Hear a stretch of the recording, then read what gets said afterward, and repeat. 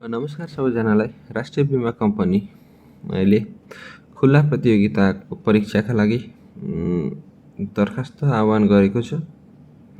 दरखास्त आह्वान मिति 2083 साल 3 महिना 19 गते रहेको छ, जसमा प्रशासन सहायक व्यवस्थापक तह 8 का लागि 1 जना, यसमा न्यूनतम शैक्षिक योग्यता, मान्यताप्राप्त शिक्षण संस्थाबाट व्यवस्थापन, बीमा, अर्थशास्त्र, विज्ञान, कृषि तथा पशुपक्षी विज्ञान, तथ्याङ्क शास्त्र, कानुन वा सूचना प्रविधिमध्ये कुनै एक विषयमा कम्तीमा मास्टर्स डिग्री वा चार्टर्ड अकाउन्टेन्सी वा सो सर उत्तीर्ण गरेको र कुनै सरकारी सेवा वा प्रचलित कानुन बमोजिम दर्ता भएको साङ्गठनिक संस्था वा अन्तर्राष्ट्रिय सङ्घ संस्थाको अधिकृत स्तरको अनुभव चाहिँ कम्तीमा 5 वर्षको भएको, तर विद्यावारिधि अथवा पिएचडी भएको मान्छेको हकमा चाहिँ त्यो अनुभव 5 वर्षमा 2 वर्ष कम भएको हुनुपर्दछ।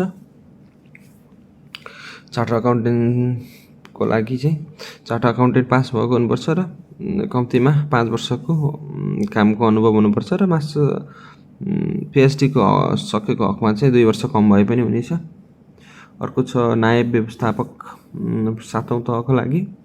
यसमा चाहिँ दिएको विषयमा कम्तीमा मास्टर्स डिग्री पास हुनुपर्दछ।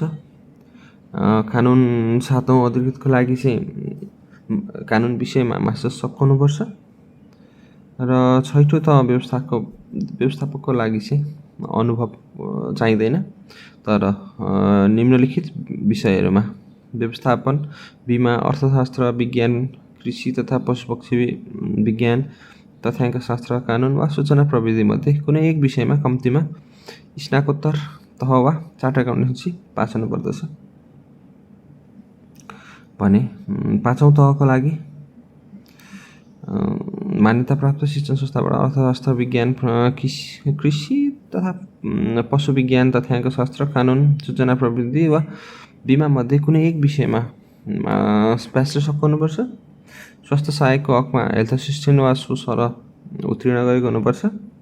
सूचना प्रविधिको हकमा बीसीए, बीसीआईएस, बीसीआईटी, बीआईएम, बीसीए, आईटी, बीबीआईएस सूचना प्रविधि भनेर चाहिँ यो विषयलाई भन्दो रहेछ। इन्जिनियर इन कम्प्युटर सब्जेक्टमा ब्याचलर डिग्री गरेको हुनुपर्दो रहेछ र सहायक खको लागि चाहिँ लेखा वा सूचना प्रविधि विषयमा लिएर कम्तीमा +2 पास गरे आउनुपर्छ र कृषि प्राविधिकको लागि चाहिँ एसएलसी वा एससीई उत्तीर्ण गरेर 1 वर्ष जेटी तालिम प्राप्त गरेको हुनुपर्दो रहेछ। अनि तलब सुविधा चाहिँ कर्मचारी सेवा शर्त विनियमावली 2074 अनुसार हुनेछ। उमेरको हद अधिकृत स्तरका लागि 21 वर्ष पुरा भई 35 वर्ष ननागेको, सहायक स्तरका लागि 18 वर्ष पुरा भई 35 वर्ष ननागेको र महिला र अपाङ्ग भएको उम्मेदवारको हकमा चाहिँ 40 वर्ष ननागेको हुनुपर्दछ। परीक्षणकाल चाहिँ महिलाको लागि 6 महिना, पुरुषको लागि 1 वर्ष। यसमा म्याथ साह्रो बुझाउने म्याथ चाहिँ 2004 तहको लागि सुरुमा चाहिँ 4थो तहको लागि चाहिँ पहिला बीमा कम्पनीको लागि पनि लोकसेवा आयोगले चाहिँ पूर्व योग्यता परीक्षा सञ्चालन गरेको प्रमाणपत्र संलग्न गरेर मात्रै विज्ञापन दिन पाइन्छ। दरखास्त बुझाउने मिति 21 दिनभित्र 4 महिना 7 गतेभित्र र दोब्बर-दस्तुर तिरेर 4 महिना 14 गतेभित्र बुझाउनु पर्दछ।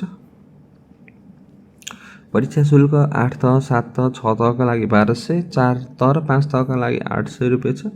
समावेश सीमा 8 तहभन्दा माथिल्लो पदको लागि 400 रुपियाँ थप र 4 तह र 5 तहका लागि 200 रुपियाँ थप दस्तुर बुझाउनु पर्दछ। लिखित परीक्षा हुने चाहिँ लोकसेवा आयोगबाट सञ्चालन गरिन्छ। लिखित परीक्षा मिति र परीक्षा केन्द्र चाहिँ पछि प्रकाशन गरिने भन्ने बेहोरा उल्लेख गरिएको छ। सकेसम्म यसको चाहिँ काठमाडौँमै हुने कुरा छ। बाँकी अरू चाहिँ समावेशीहरूमा के चाहिन्छ कागजातहरू हजुरहरूले यहाँ पढ्न सक्नुहुन्छ र हजुरहरूलाई आवश्यक कागजातहरू हजुरहरूले ल्याउन सकिन्छ। र यसको फारम चाहिँ रिक्रुटमेन्ट बिमा रिक्रुटमेन्ट पोर्टल भन्ने छ, म यसको लिङ्क पनि कमेन्टमा हालिदिन्छु। हजुरहरूको कुन चाहिँबाट फर्म भर्ने हो तपाईँहरूले फर्म भरेर त्यसपछि हजुरहरूले अगाडि बढ्न सक्नुहुनेछ। र यसको लागि चाहिँ सिलेबस चाहिँ करियरभित्र गएर थर्ड अप्सन छ सिलेबस भन्ने, अहिले चाहिँ यो खुलेको छैन, केही समयपछि खुल्छ होला। त्यसपछि सिलेबसभित्र क्लिक गरेर सिलेबस चाहिँ हजुरहरूलाई डाउनलोड गर्न सक्नुहुनेछ। हजुरहरूलाई अरू केही थप जानकारी चाहिएमा हजुरहरूले कमेन्ट गर्नुहोला, म प्रोभाइड गर्ने कोसिस गर्छु। Thank you.